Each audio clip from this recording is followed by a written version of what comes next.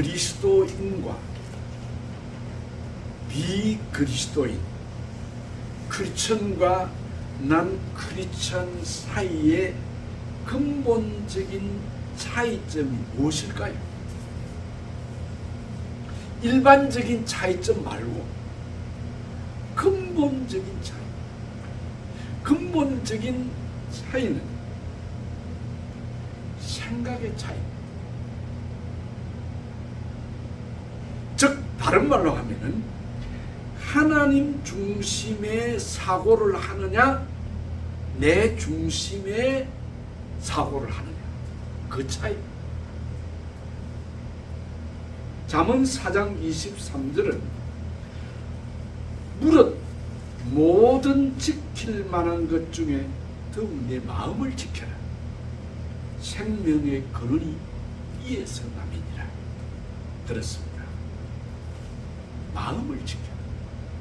우리 마음이 하나님의 관점이냐, 아니면 내 개인 자아 중심이냐, 거기에 달려있는 것입니다. 사회학에서 패러다임 시프트라는 말을 씁니다. 여러분, 이 말은 우리말로 하면 발상의 전환, 사고의 혁명, 생각의 전환, 변화, 그걸 말하는 것입니다. 그러므로 우리에게 있어 근본적인 문제는 우리의 생각을 바꾸어야 돼요. 오늘 저는 이 본문을 통해서 바울이 자기 인생의 문제를 만났을 때 그는 그 문제를 어떻게 보았는가?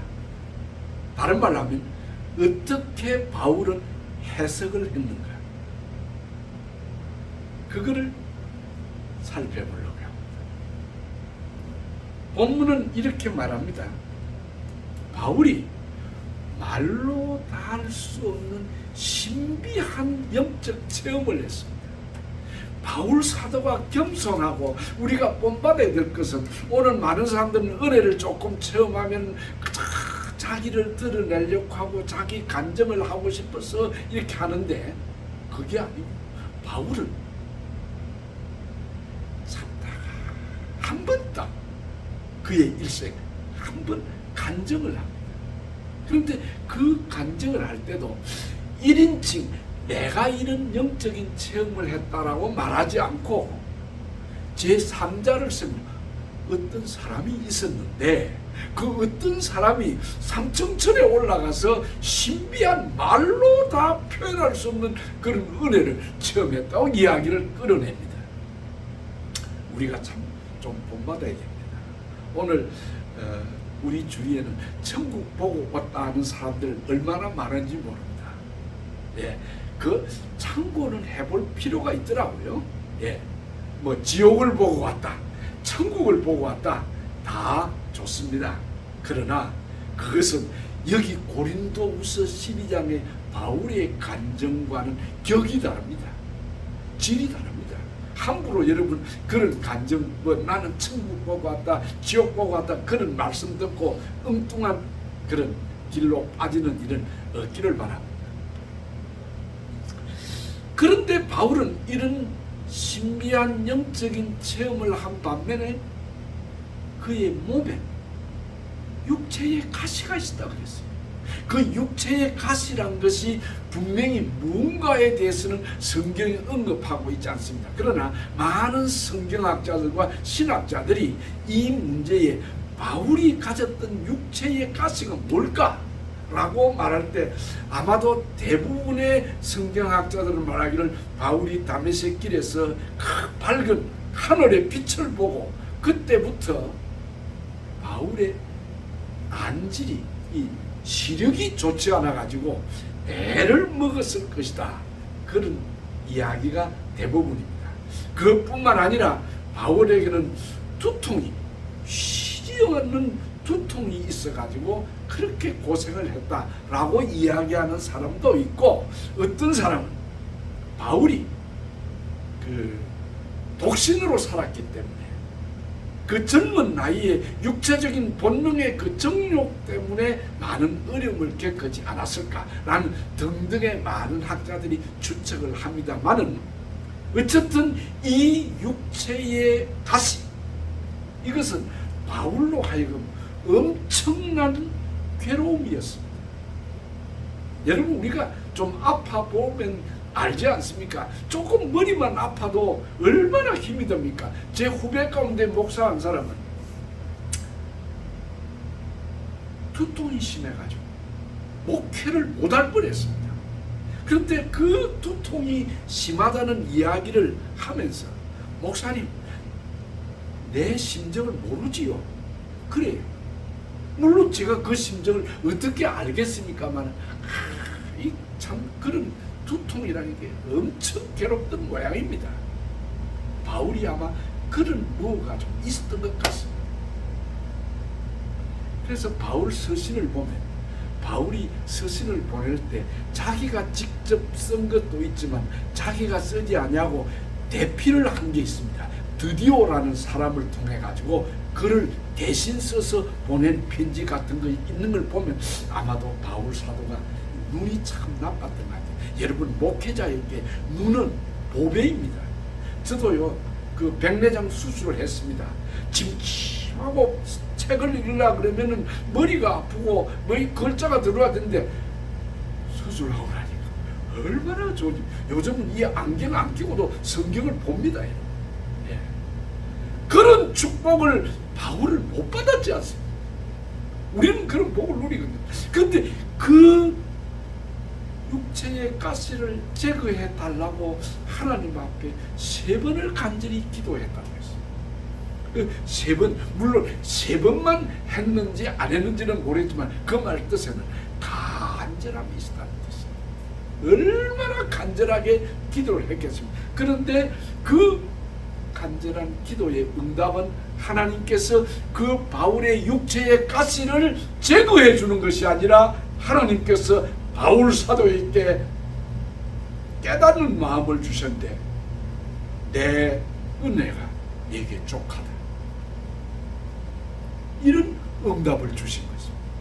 육체의 가시를 제거한 것이 아니라 네게 준 그 은혜가 족하다 라고 말씀을 했습니다. 그러면서 바울 사도는 깨달은 것이 있었습니다. 하나님께서 왜 내게 육체의 가시를 주었을까? 왜 하나님이 내 기도를 응답해 주지 않았을까라고 하는 그 문제를 가지고 하나님 앞에 기도하면서 하나님께서 내 은혜가 내게 족하다고 하는 그 말씀을 듣고 깨달은 진리는 내가 너무 교만하지 않게 하려고. 여러분 저는 이 말씀이 이해가 됩니다. 바울이 어떤 사람입니까? 바울은 사내들인 공의의 회원입니다. 그 당시에 유대인들의 최고의 높은 사내들인 공의의 회원입니다. 로마의 시민권을 가진 금수저 가문에 태어난 그런 아주 부자 가문에 아주 이름 있는 그런 가문에 태어난 사람. 그래서 로마 시민권을 가지고 그 당시에 있었습니다. 그럴 뿐만 아니라 그의 지식은 하나님의 율법에 대한 성경에 대한 지식은 오늘로 말하면 신학 박사였습니다. 놀랍도록 그는 최고의 학문을 공부한 그런 엘리트 중에 한 사람이었습니다. 그뿐만 아니라 오늘 우리 본문을 보십시오. 그가 얼마나 신령한 체험을 했습니까? 정말 오늘 우리도 이런 바울이 가졌던 이런 체험 좀 한번 해봤으면 얼마나 좋겠습니까? 여러분, 천국 한번 보고 왔으면 얼마나 좋겠습니까?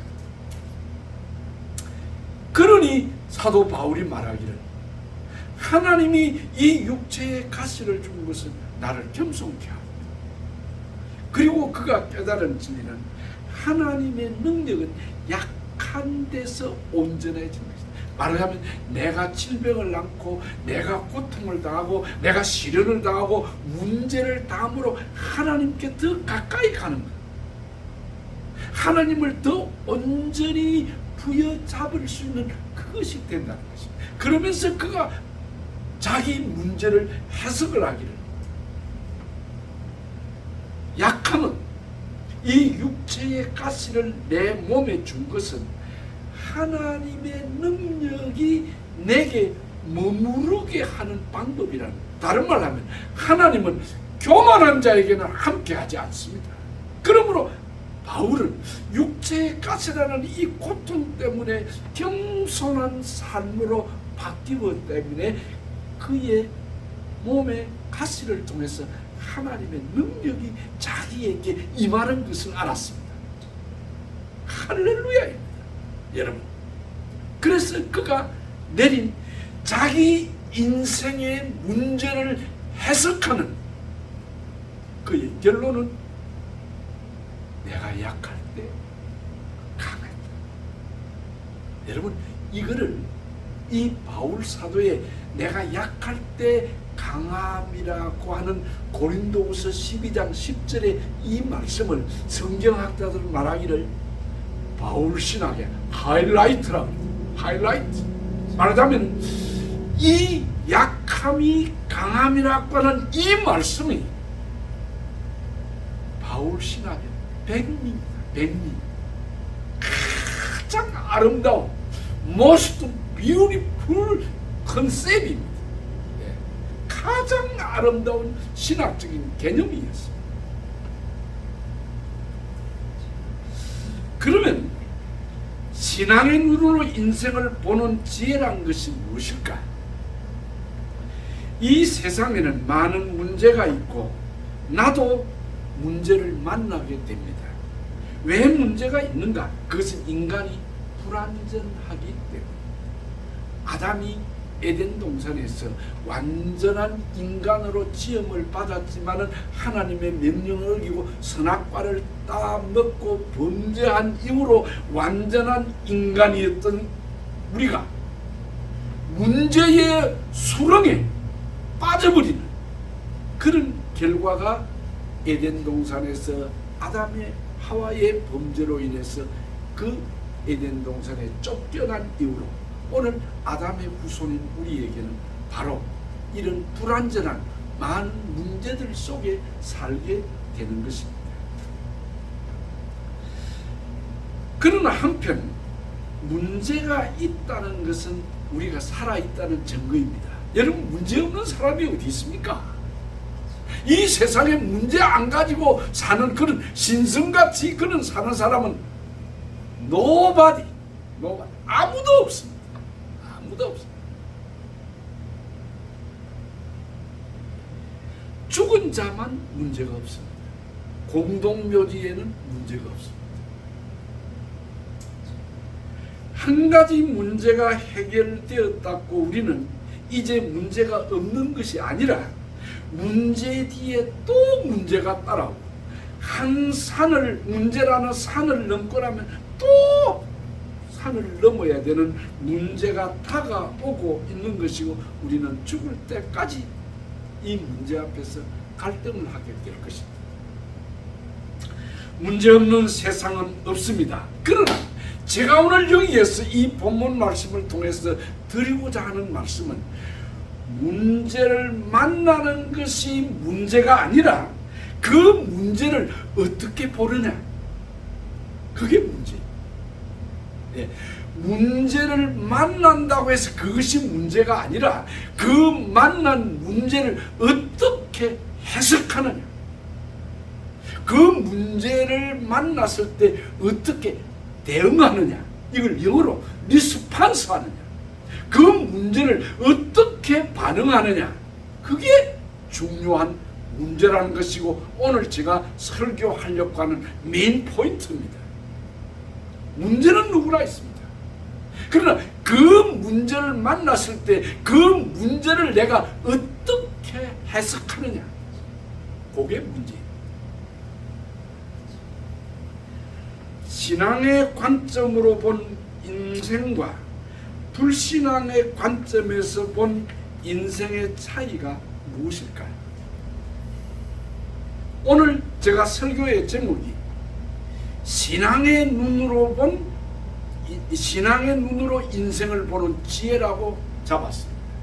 예. 그러면 신앙의 렌즈를 끼고 우리의 인생을 볼 때, 내 문제를 볼 때 어떤 현상이 일어나는가? 신앙의 눈으로 내 모습과 내 문제와 내 인생을 보면 하나님이 보입니다. 내가 신앙의 렌즈를 끼고 하나님을 볼 수 있습니다. 거기다가 내가 믿음의 눈으로 이 세상을 보고 나 자신을 보면 하나님의 일하시는 스타일, 즉 하나님의 식이 보입니다. 하나님의 방법을 알게 됩니다. 하나님의 뜻, 하나님의 목적, 하나님의 의도를 이해할 수 있게 됩니다. 왜 내가 과거에 실패했을까?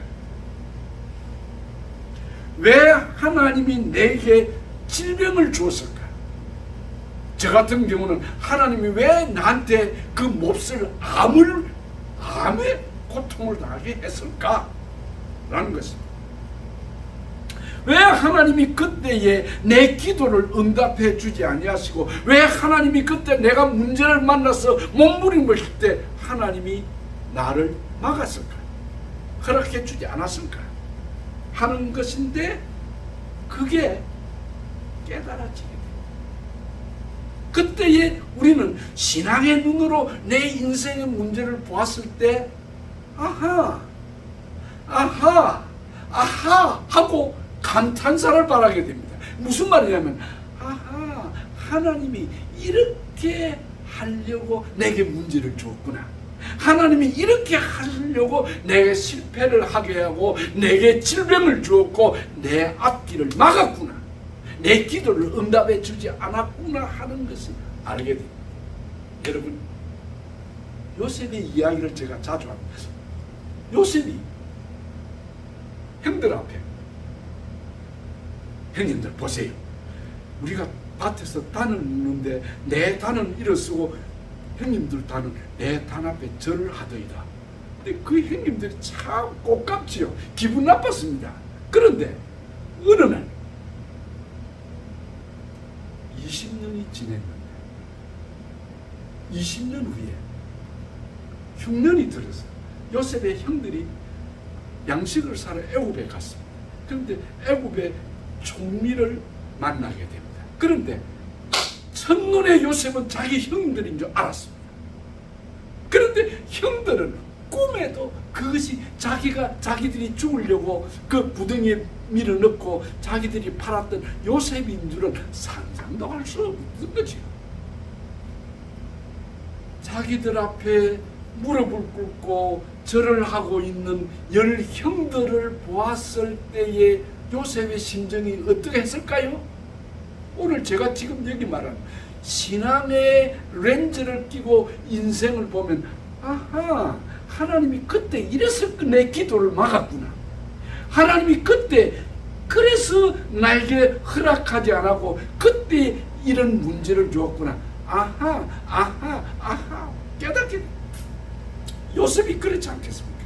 하나님께서 그 절망의 구덩이에 형들이 나를 밀어넣었고 그 형들이 또 다시 건져내가지고 나를 애굽의 종으로 팔았던 것이 그때는 절망이었고 그때는 정말 내 인생의 앞길이 캄캄한 안개가 뜰까 그랬는데, 하나님 이때를 위해서 나를 그 고난의 공국의 구덩이에 넣었고 나를 이 애굽의 종으로 팔았던 것이구나. 아하 하고 감탄스를 바랍니다. 아마 그랬지 않겠습니까? 여러분들도 이런 깨달음이, 이런 축복이 있기를 바랍니다. 신앙의 렌즈를 끼고 볼 때 그렇습니다. 그런데 우리가 반대로 불신앙의 안경을 끼고 불신앙의 눈으로 내 인생의 문제, 내 삶을 바라볼 때는 어떻게 됩니까? 내 생각에는 내 사상, 내 경험, 내 지식, 내 노력, 세상적인 합리론적인 상식을 가지고 내가 지금 겪고 있는 문제를 보면 왜? 라고 영어로 Why me? 하나님, Why me? 하나님, 저 사람들은 저렇게 잘 되는데 나는 왜 이렇게 고통을 당하게 하십니까? 왜 내게 질병을 주십니까? 왜 내게 이런 고통을, 시련을 줘가지고 내 앞길을 막습니까? 라고 하는 왜? 라는 질문이 쏟아지게 되는 것입니다. 하나님의 존재가 보이지 않습니다. 하나님의 일하시는 방법이 보이지 않습니다. 하나님의 스타일이, 하나님의 식이 이해가 되지 않는 것입니다. 이게 불신앙의 눈으로 내 중심의 관점으로 내 인생의 문제를 볼 때에 일어나는 것입니다. 내가 지금까지 얼마나 기도를 했는데, 내가 예수를 몇 년째 믿고 있는데, 우리 집이 몇 대째 신앙의 가문인데, 내가 교회 일에 얼마나 봉사를 했는데, 내가 교회에 이런 직분도 있는데 왜 하나님이 내게 이런 고통을 주시는 거예요? 왜 하나님이 내게 이런 육체의 가시를 주셨는가라고 우리는 하나님 앞에 원망할 수 있고 불평할 수 있게 됩니다. 왜 하나님이 그때 내게 실패를 주시고, 왜 하나님이 그때 내가 병들게 하시고, 왜 하나님이 그때 나를 버려두셔서 내 인생이 이 모양 이 꼴로 살게 하십니까? 그런 불평, 원망이 나오게 되는 것입니다. 그게 불신앙의 렌즈를 꼈을 때 그렇습니다. 하나님이 사랑이시고 하나님이 살아계신다면 왜 나를 이렇게 버려두시는가 하고 신세타령, 끝없는 우울증에, 비관에, 열등의식에 사로잡히지 않겠습니까? 이게 신앙의 눈으로 인생을 보는 것과 믿음의 눈으로 인생을 보는 것과의 차이.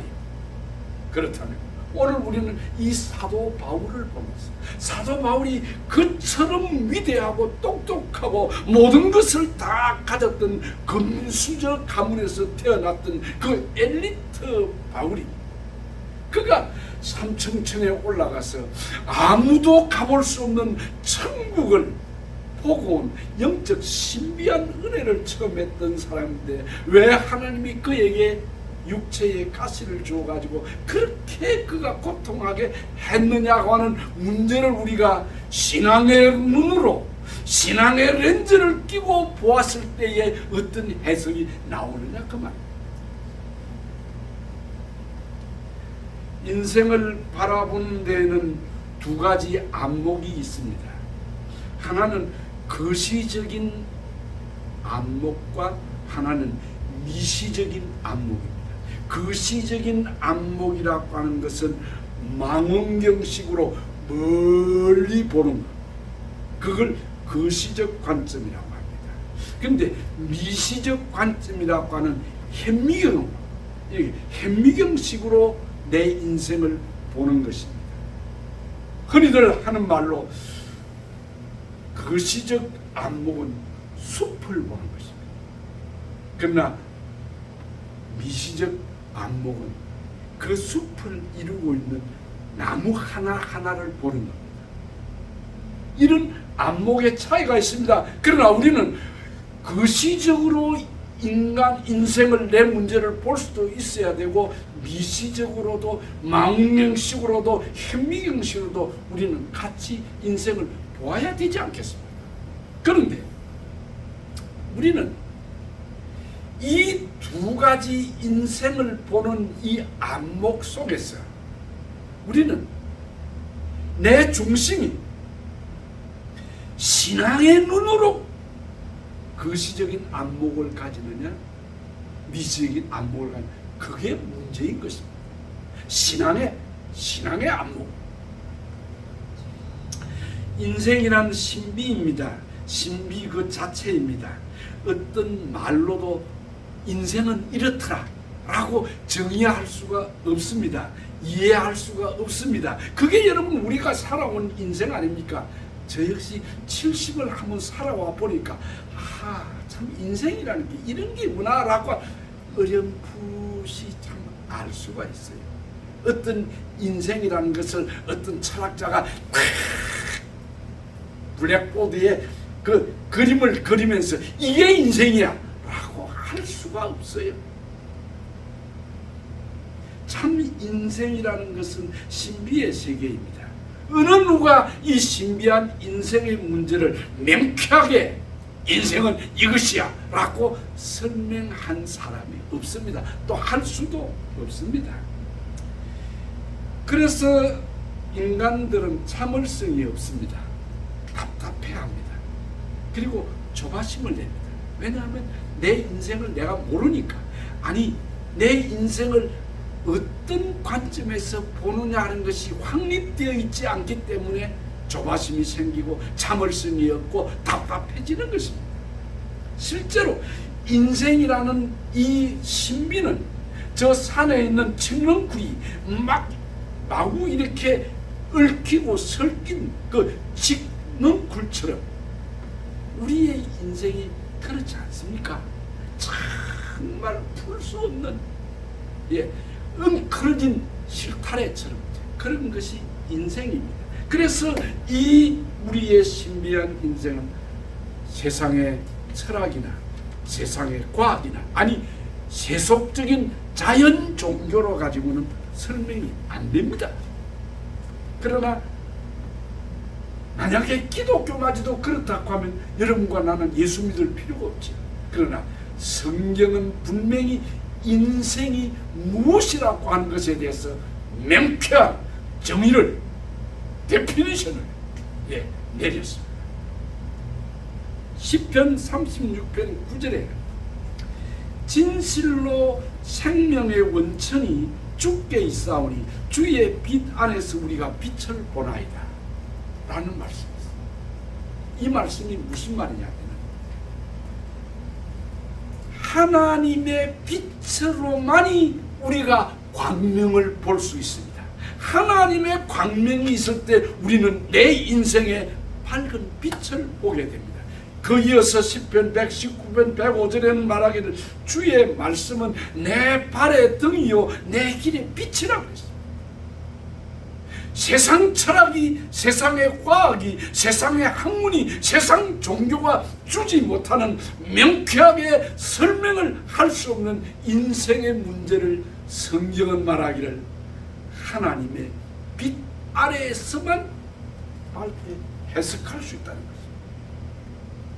하나님이 누구이신지 그분이 어떻게 일하시는지에 대한 본질의 문제는 세상의 지식이나 세상의 지혜로 학문으로 상식으로 알 수 있는 것이 아니라 계신 하나님의 말씀, 하나님의 말씀으로만이 빛을 보게, 인생을 밝히 보게 된다는 말입니다.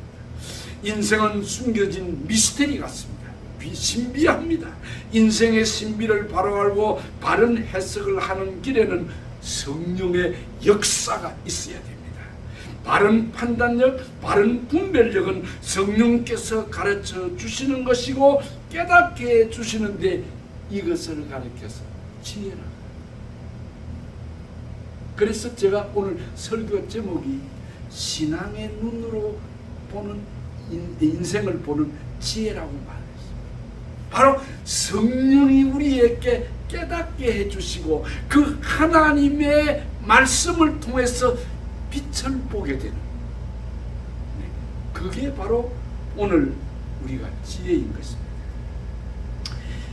하나님의 말씀의 계시의 빛 아래서만 가능한 것입니다. 이 인생의 신비는 인간의 지식과 힘으로는 불가능합니다. 그러므로 오늘 우리는 이 빛의 신비, 하나님의 계시, 하나님의 말씀의 신비하고 이 오묘함, 이걸 깨달아. 이걸 모르기 때문에 오늘 우리는 절망하고 낙심하고 우리는 주저앉게 되는 것입니다. 그러나 하나님의 말씀의 빛 아래서 나를 보고 내 문제를 보고 세상을 볼 때에 그게 아하 하나님 감사합니다. 그래서 감사가 하게 되고 회개가 나오게 되고 눈물이 쏟아집니다. 눈물이 쏟아집니다. 이게 하나님이 하시는 일이구나 하는 것입니다. 오늘 우리는 사도 바울이 깨달은 이 진리, 자기를 교만하지 않기 위해서 육체의 가시를 주었고 문제를 주었고, 하나님의 능력은 약한 데서 온전해지고 하나님의 능력은 약한 곳에 머무르고, 그래서 성경학자들은 이렇게 말합니다. 이 사도 바울의 이 깨달음을 가리켜서 하나님의 능력은 약한 곳에 머무른다고 하는 이 부분을 어떤 신학자는, 성경학자는 말하기를 예수님의 능력은 저 로마의 바티칸 교황청이 아니라 순교자들이 순교를 앞에 두고 숨어서 지내던 카타콤 속이었다고 그렇게 이야기합니다. 바티칸이 아니고 카타콤이었다는 거예요. 참 의미 있는 귀한 말씀이지 않습니까? 그렇습니다. 하나님의 능력은 교만한 자에게는 임하지 않는 것입니다. 겸손할 때에 하나님의 능력이 온전해지는 것입니다. 그래서 우리는 이 사실을 빛의 신비, 말씀의 신비, 말씀 안에서만 깨닫게 됩니다. 그래서 여러분, 이 부족한 목사가 여러분에게 성경을 좀 쓰십시오. 성경을 좀 공부 좀 하십시오. 성경을 좀 읽으십시오. 간곡하게 부탁을 드리는 것입니다. 그러면 여러분, 인생을 우리는 비관적으로 볼 것인가 낙관적으로 볼 것인가?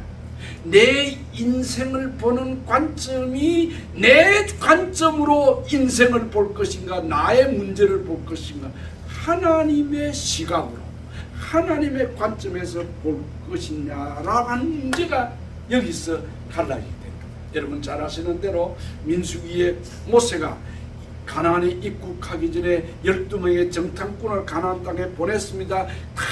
40일 동안 가나안을 돌아보고 와서 그 12명이 와서 이스라엘 백성 앞에 보고를 합니다. 10명이 먼저 말합니다. 여러분이요, 우리는 가나안 땅에 못 들어갈 것 같습니다. 거기 가서 보니까 그 성들이 너무너무 튼튼하고 그 가나안에 있는 사람들이 키가 얼마나 크고 장대하고 얼마나 그곳이 튼튼하든지 마치 우리는 메뚜기 같았습니다. 그런데 그 이야기를 들은 모든 이스라엘 백성들이 막 그 이야기를 듣고 웁니다. 이걸 가슴을 칩니다. 우리가 이거 어떻게 해야 되느냐라고 그 슬픔과 비관에 절망에 빠졌습니다. 그런데 두 사람, 여호수아와 갈렙이 나와서 아닙니다. 여러분, 하나님이 우리와 함께하면 그 가나안 땅은 하나님의 약속으로 우리가 받은 것인데, 우리들이 가서 볼 때는 그 가나안의 사람들은 우리의 밥입니다. 우리의 밥. 우리의 밥이란 말은 먹잇감이란 말이죠. 그거 별거 아닙니다 라고 했습니다. 성도 여러분, 똑같은 가나안이라고 하는 현실, 똑같은 40일 기간 동안에 그들이 둘러보고 온 그들의 관점은 10명은 인간적인 눈으로 보았고 이 두 사람은 믿음의 눈으로 보았습니다. 여러분이요, 메뚜기 같은 인생을 사실렵니까? 하나님의 영광스러운 하나님의 존귀한 아들로서 작은 예수로 사실랍니까? 이건 여러분의 몫입니다.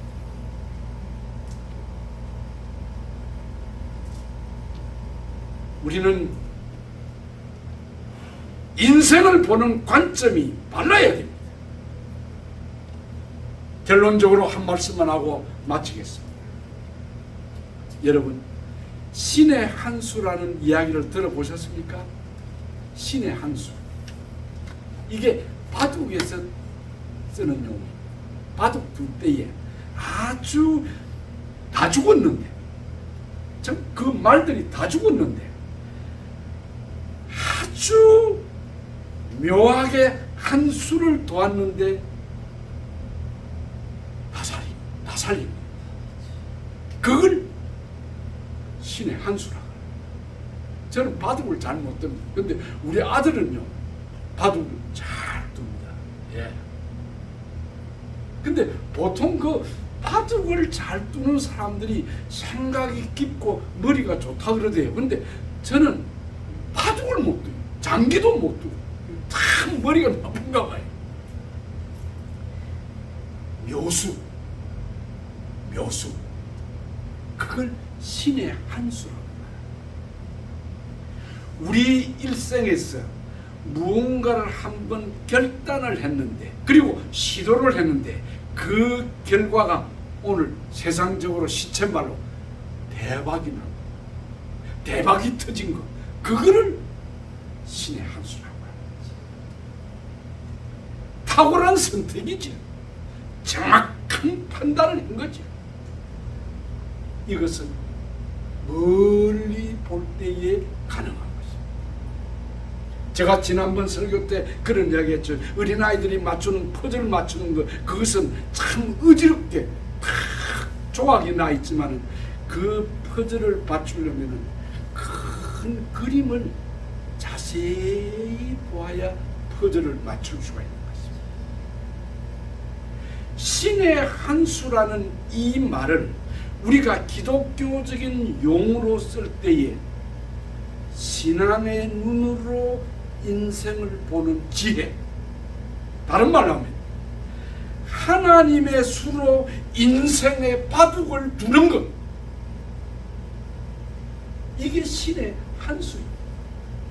오늘 우리가 하나님의 스타일, 하나님의 일하시는 방법, 하나님의 뜻과 의도와 목적을 우리가 신앙의 눈으로 보았을 때 우리는 내 인생의 문제가 아니라 그 문제 앞에서 대응하는 내 자신의 리스판스가 신의 한 수가 될 수 있는 삶을 살아야 되지 않겠습니까? 그것은 하나님의 수로 내 인생의 문제를 보고 하나님의 수로 내 인생의 바둑을 두는 것입니다. 인생은 해석입니다. 여러분 어떤 관점에서 여러분의 인생을 해석하시려고?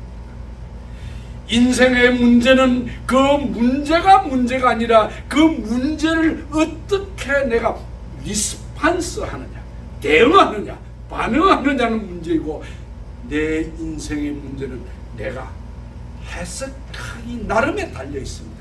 그래서 인생의 문제는 인터프리테이션, 해석에 달려 있는 것입니다. 바울 사도는 내가 약할 때 강합니다.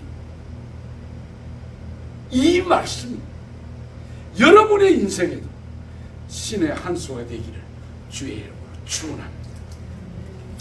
하나님 아버지, 우리가 문제를 만났을 때에 그 문제 앞에서 절망하고 좌절하고 나를 비관하고 하나님을 원망하고 남 탓을 하고 이웃 탓을 하고 사회적인 구조 탓이라고 돌리는 그런 사람 되지 말게 하시고, 고난을 고난으로 보지 말고 문제를 문제로 보지 않고 문제보다 크신 하나님을 보면서 내 관점에서 내 인생을 보지 말고 하나님의 관점에서 내 인생을, 내 문제를 해석하게 하옵소서.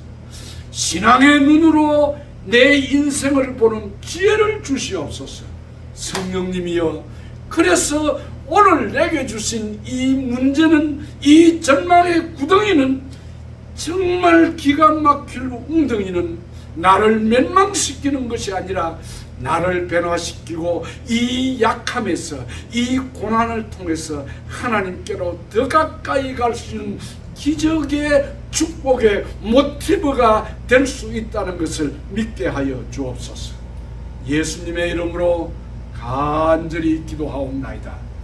아멘.